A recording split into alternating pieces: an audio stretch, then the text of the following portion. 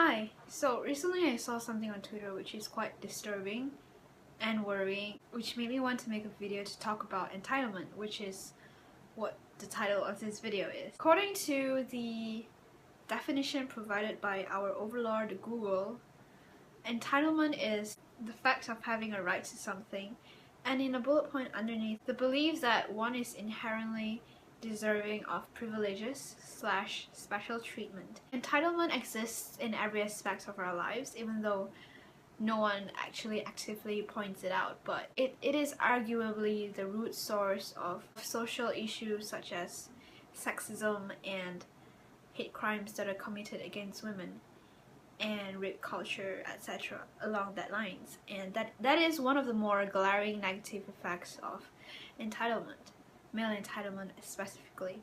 I'm talking this not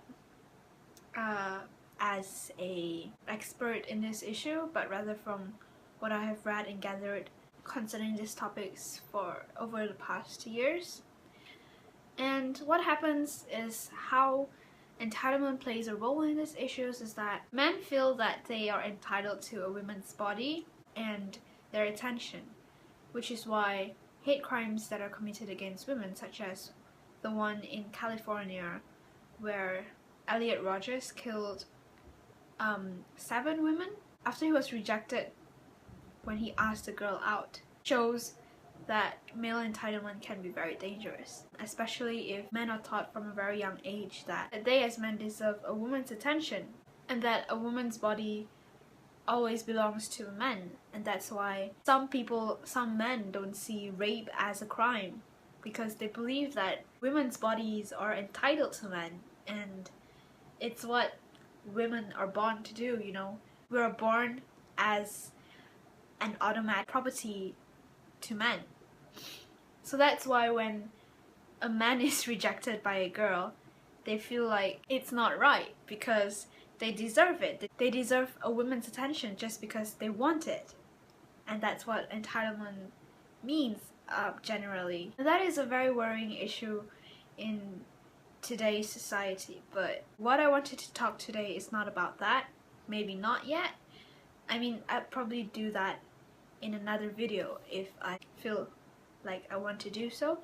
But what I want to talk today is not as serious a topic as sexism and rape culture, but it could be pretty serious as well, as it concerns the internet and other people. So the thing that I said just now, that the thing that I saw on Twitter that made me want to make this video is, recently there has been, and I use this word in inverted commas because I'm using it ironically or whatever, it's up to you, but I'm not implying that it is what it actually is. There has been a feud between Benjamin Cook and members of the fandom with a PH, which is the name that fans of Dan and Phil give themselves. From what I know, which is not much, I guess, but from what I've gathered from Ben's tweets alone, is that fans with a PH are mad at Ben because he had blocked a few members of the fandom with a PH for no reason.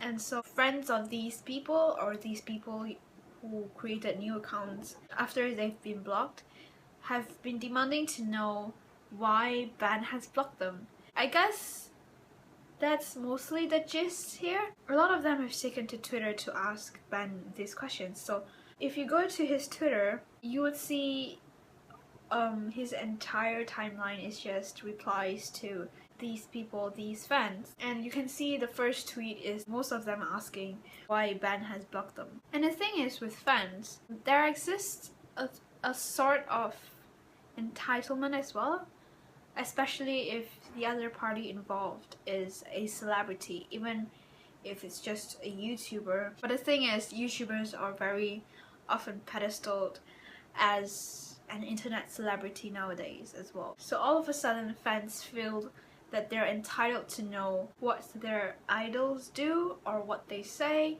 or how they communicate with fans.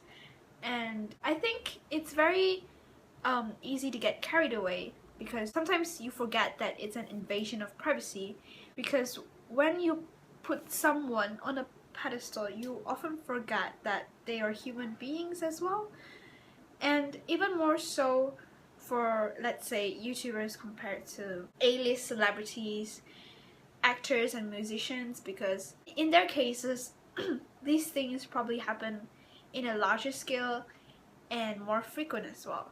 But the thing is that a lot of them have not spoken out about this, so I don't know enough to talk about how they deal with this kind of stuff. Compared to like online tweets and messages and stuff, they probably face a bigger form of harassment and invasion of privacy in the form of paparazzis following them everywhere. So it's not addressed as often by them as, say, internet celebrities such as YouTubers, where literally everything that they do is on the internet.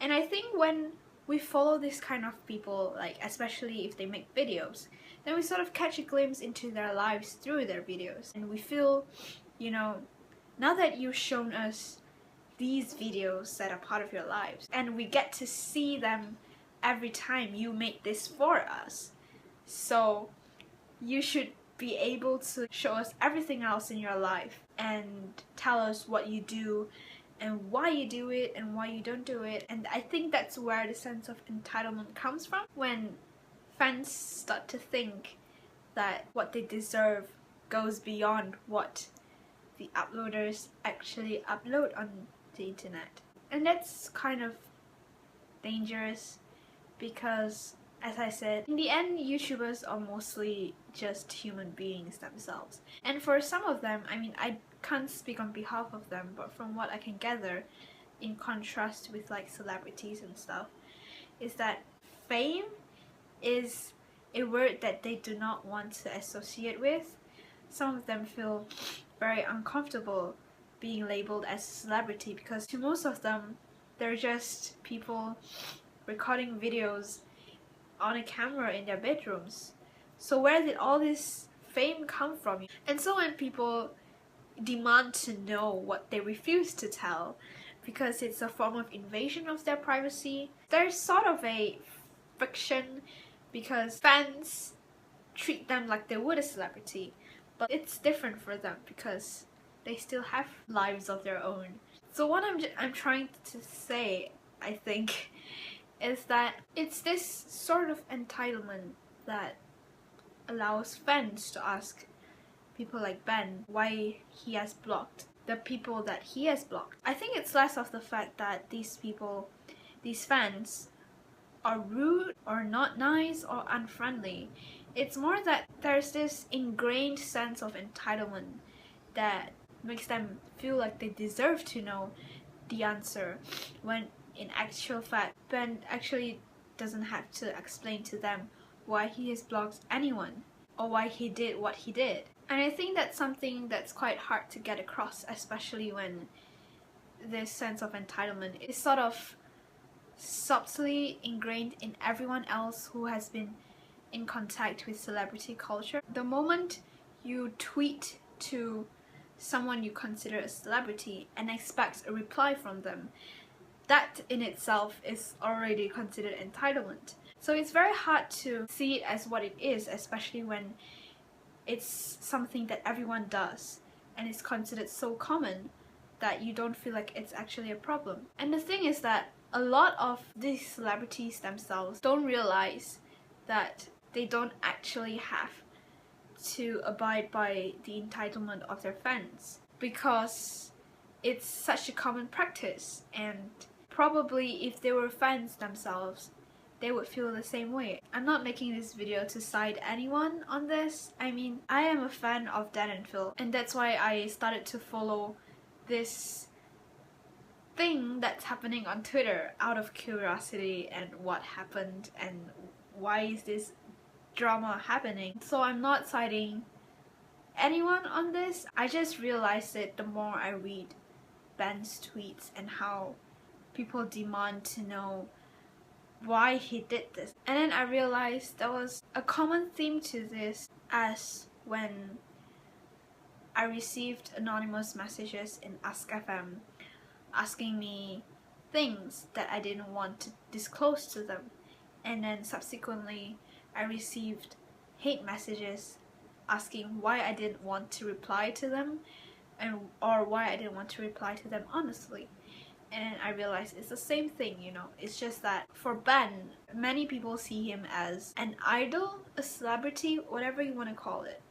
And so they feel like they're entitled to his replies. And it's kind of ironic that in the spirit of #NicerInternet that Dan has recently been promoting as a campaign on BBC Radio 1 as well as the internet, which is a really good campaign, by the way. It's a very uncomfortable issue, isn't it? Not a lot of people is willing to talk about it because, one, some people still see the internet as a not real enough place. They just think it's, you know, it's the internet. That in itself implies that if you get bothered by things on the internet, then you're clearly stupid.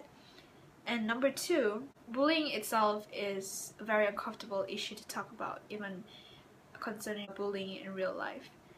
There has been a lot of campaigns about it, but even then, you know, it's a very uncomfortable issue, especially for authorities to talk about. And you can see this, by the way, some authorities refuse to handle it at all. But anyway, back to NicerInternet. It's kind of ironic that the fans that have been tweeting to Ben use the #NicerInternet and then blame, you know, Ben for not nice interneting by blocking people for no reason according to them. But the whole thing about NicerInternet is that if you feel uncomfortable about someone interacting with you on social media accounts on the internet, then you should be able to use the block button as readily and freely as you like without having to explain to people, especially the people that you have blocked, why you blocked them. The whole thing is just very ironic. I am aware that there is a lot of loopholes probably and a lot of things that I can add to this, not just about entitlement in celebrity culture, especially on the internet, but as well as social issues such as sexism. But perhaps I'll make a video for another time, because I just wanted to talk about this whole fan culture entitlement thing, especially after what I've seen on Twitter. And this video is mainly just to focus on that one particular issue, small issue. And if you watching this have anything to add at all, then feel free to talk about it in the comments or contact me on Twitter or anywhere you can find me. If you feel like you disagree with anything, tell me and we can have a discussion together. And that's all for now. Disclaimer, I'm not an expert in any of these issues. It's just what I personally think and have analyzed in my free time and right before bed, because that's usually when all the thoughts attack at the same time. Also, before I go, rapping Jack and Dean, yo! Goodbye!